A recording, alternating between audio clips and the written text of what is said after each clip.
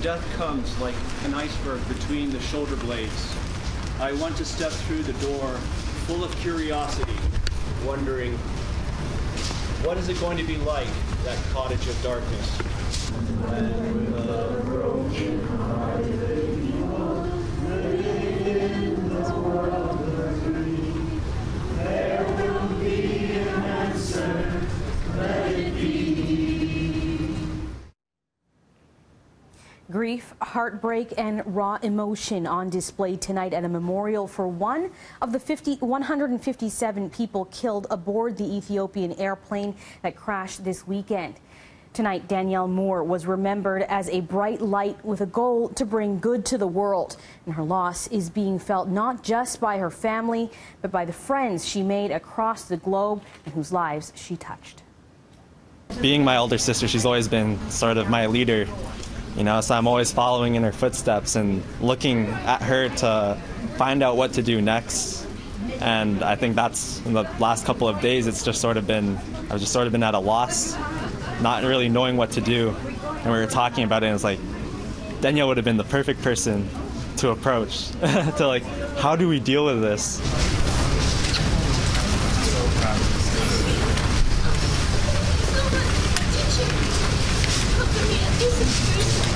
A gaping hole left in the Moore family after the death of their oldest daughter, Danielle. The 24-year-old was one of 18 Canadians aboard the Ethiopia Air flight that crashed this weekend on its way to Kenya.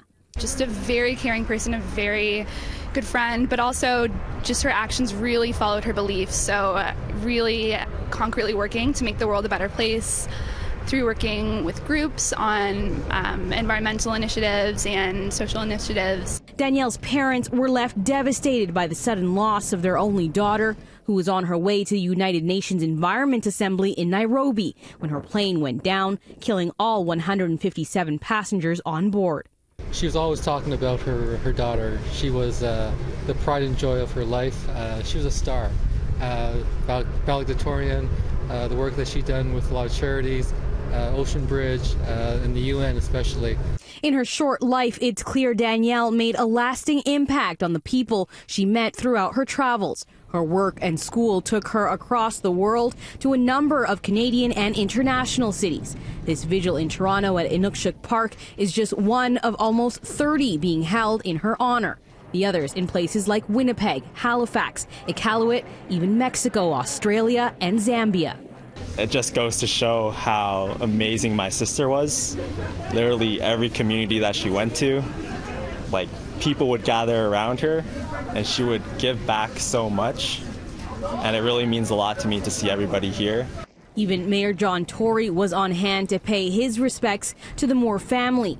The marine biologist who loved the water and the environment spent her life trying to make the world a better place. And her brother hopes his sister's story will inspire others to do the same.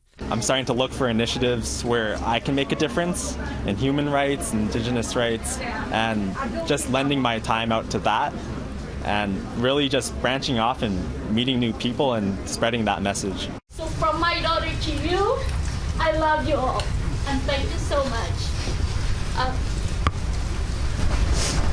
Thank you.